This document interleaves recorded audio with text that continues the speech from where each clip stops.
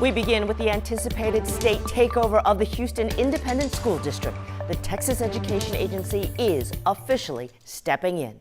Good afternoon, I'm Sherman Chow. This morning, TEA Commissioner Mike Morath met with Houston area lawmakers to officially announce that takeover.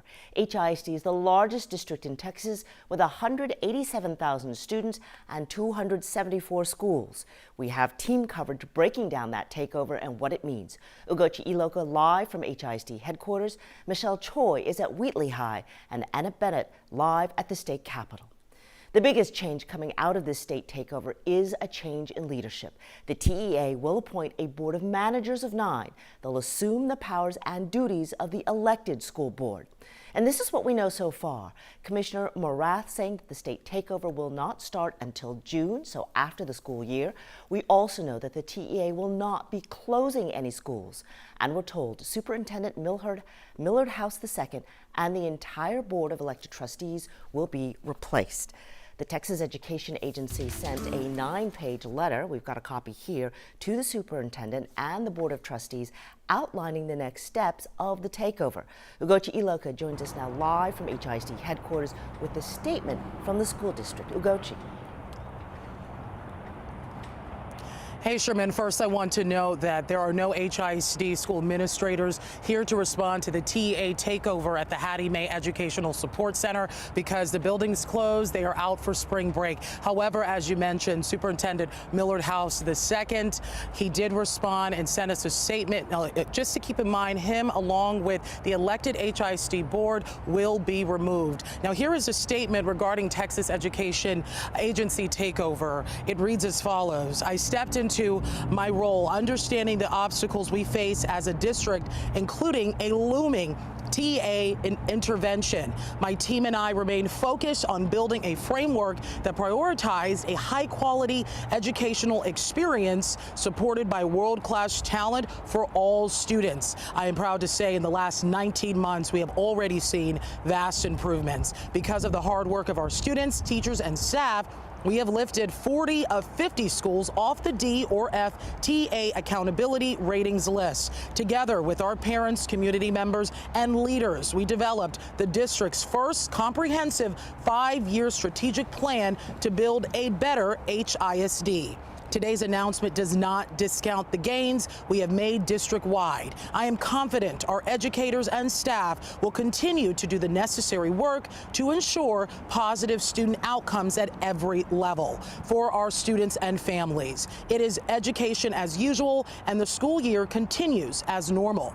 As we wrap up this school year, my focus will be on working with our Board of Trustees and the TEA to ensure a smooth transition without disruption to our core mission of providing an exceptional educational experience for all students, end quote. Now, that TEA takeover is expected to happen in June, so HISD will finish out the school year as usual. And again, that takeover is expected to happen in June at the end of the school calendar year.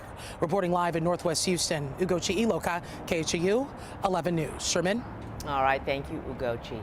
And within the last hour, we heard from Houston Mayor Sylvester Turner. He had some strong words about how TEA handled this decision.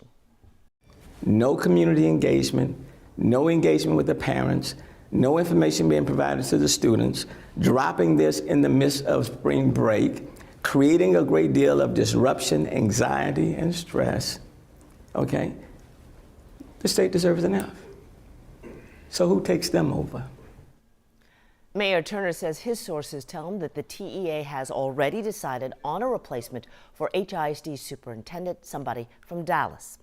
Here is a look at the current school board members who will also be replaced. They were all elected by Houston voters to serve on the Board of Trustees, and some parents tell us they're concerned they'll be losing representation when the TEA gets rid of these board members. Arlen Cannon spoke with TEA Commissioner Morath about those issues and what will happen next. This is the man behind the takeover of HISD, the state's largest district. TEA Commissioner Mike Morath. Did you grow up going to public school? I did. You have 4 kids. Are they in public school? So my 2 youngest are too young for public school, but my oldest are in public school, yes. Okay, so you would certainly understand a takeover of a district would make parents uncomfortable because they don't know what's coming. The fear of the unknown makes people uncomfortable in all circumstances, and what we're trying to do today is to just clarify what is happening. Nothing changes right now, but here's what will happen.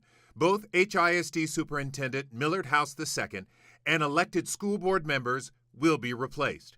Commissioner Morath gets final say on who sits on the board and who the next superintendent will be. All these changes will happen sometime in June. A takeover triggered by academic failures at Wheatley High School and alleged misconduct by previous board members. Wheatley got a passing grade last year. Old board was kicked out, new board came on. So why now? To the credit of the current board, they're performing better than before. You don't see public acrimony at board meetings. You don't see the same kind of malfeasance that was discovered before. Ultimately, the law requires the Commissioner of Education, this is a statute, it's not something I have control over, the law requires the Commissioner of Education to intervene in one of two ways after any campus reaches 5 years of unacceptable performance. Wheatley High School. Wheatley reached that in 2019. The push for a takeover was interrupted by a court fight between HISD and TEA until the Texas Supreme Court cleared the way for a takeover by a ruling in January. What is TEA going to do differently to turn this district around specifically? Like you're talking in generalities Sure. about improving the lives of children. Yeah, I mean, it's a great question, and it's one that I can't give you a precise answer for because ultimately TEA is not going to be running this school system. It is going to be governed by that appointed board of managers. So my role But here... they're appointed by TEA. That's exactly right. My role is to find people of integrity and character and wisdom that can work together as a team. And coming up in our later newscasts, hear what the commissioner wants to do to improve Wheatley. The state's takeover argument was based on two things: a special investigation into the 2019 board, which found several issues, including influencing contracts, vendors, and jobs. But the board sued to stop its takeover, recently lost that case, bringing us to today. The other key trigger was Wheatley High School's 5 consecutive years of failing ratings, a big concern that Wheatley might be shut down. We now know that the TEA's plan does not include closing any campuses. Our Michelle Choi joins us now live from outside of Wheatley High School with more. Michelle.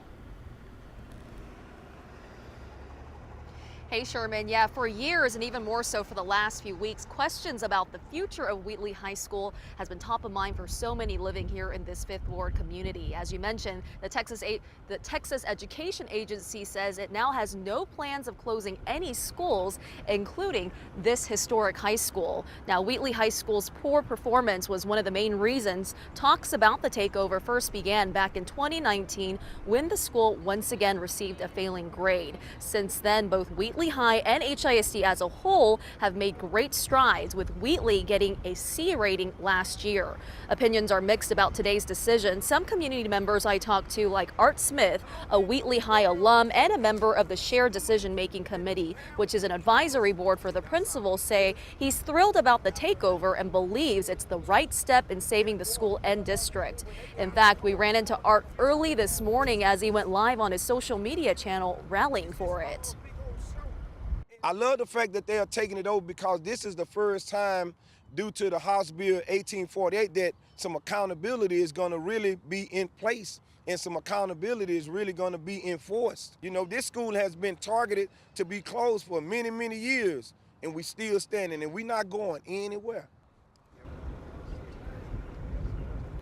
Yeah, meanwhile, those against the takeover tell me they are disappointed and hope the TEA keeps their promise. Again, the TEA commissioner saying they are not closing any schools, including Wheatley High School. Sherman, back to you. All right, thank you, Michelle. Now, as we mentioned, TEA commissioner met with local state lawmakers behind closed doors in Austin.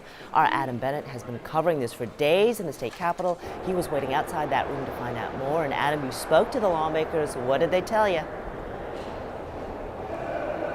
Well, Sherman, they said they are disappointed, most of the ones we spoke to. This is the room where it happened. This is an underground meeting room usually used for public hearings at the state capitol. Today, it was the place that lawmakers got the news that many of them dreaded. even though it was news that many also expected. This was just before 9 this morning when we ran into TEA Commissioner Mike Morath outside. He had no comment as he went inside.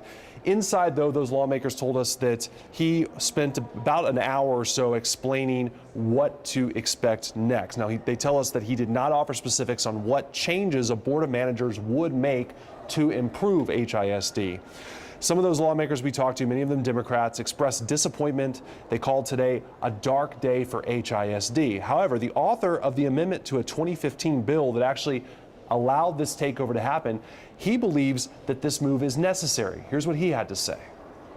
I don't know. I don't know how badly the problem is. I know we've had consistently failing schools, and they didn't just get there overnight, and I wouldn't suspect that we would get them out of that overnight either. And so I think I would leave it up to the Board of Managers and to the TEA to make that decision. But I do know we have to do it. TEA, in my respectful opinion, is doing the bidding of the governor. And they want to take over HISD, and they want to implement vouchers and all these other things. And they're going to use our kids as guinea pigs. So I'm just very heartbroken right now. And after the announcement, Republican Senator Paul Bettencourt of Houston sent us a statement saying, quote, "I've watched at best an ineffective HISD Board of Trustee governance for 8 years as the second longest serving member on the Senate Education Committee. A highly critical TEA report of nefarious trustees' activities and a subsequent FBI investigation with multiple indictments, which resulted in a plea deal with a former HISD trustee, have concerned me greatly. Therefore, I strongly support Commissioner Morath's decision to install a board of managers for the HISD school district." Going forward, both House and Senate Democrats here today told me they are going to work as hard as they can to reach across the aisle and get support, and they hope ultimately pass bills that they hope could go into effect before June 1st. They say these are bills that would give the TEA more flexibility with dealing with schools like HISD that are in this situation, as well as less severe options. And they're hopeful that that may be able to stave off this takeover before that board of managers starts in June or later. So still a long fight ahead in this battle for some of these lawmakers. Sherman. All righty, that'll be interesting to see. Adam Bennett live at the state capitol. Thank you.